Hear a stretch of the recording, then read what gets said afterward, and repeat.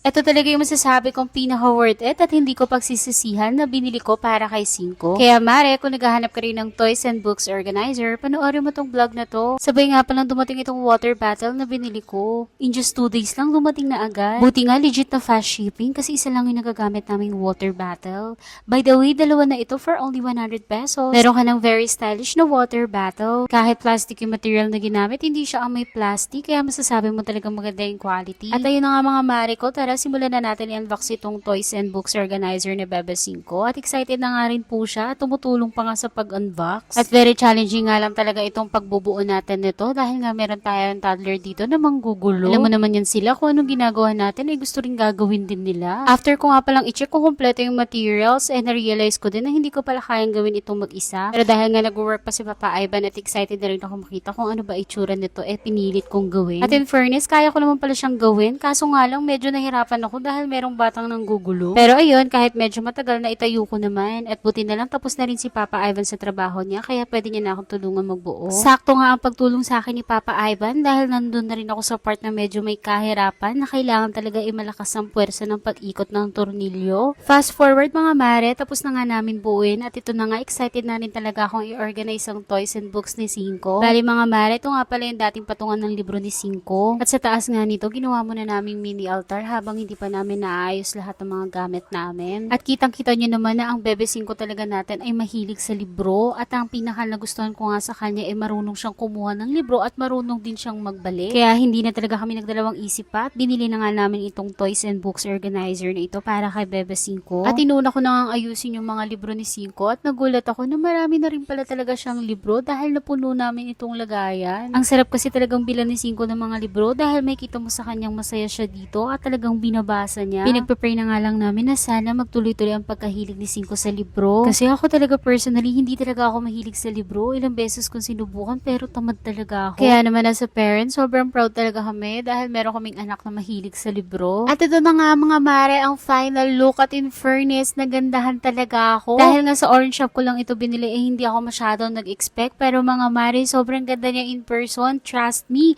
sobrang worth it nito. And based sa experience namin, hindi na kami masyadong nahirapang magligpit ng mga laruan ni Cinco. Kasi kahit isalpak mo yung mga laruan randomly, maganda pa rin tingnan. Medyo mataas nga kay Cinco ang kuhaan ng libro, pero in fairness kay Cinco, marunong kasi siyang magsabi or magturo ng libro na gusto niyang basahin. Ang sarap nga panoorin ng Bebe Cinco every time na kumukuha siya ng libro at nagbabalik. Talagang parang nasa library ang peg. Kaya naman mga mare ko, kung naghahanap kayo ng toys and books organizer, I highly recommend this one kasi talagang proven and tested ko na. Bali mga mare, ang presyo nito ay 3,900 pero dahil merong mga voucher ay nakuha ko to ng 2,700 pesos. Bali mga mare, yung link nito nasa comment section lang at kung meron kayong mga katanungan, i-comment nyo lang yan dyan. So yun mga mare, thank you for watching!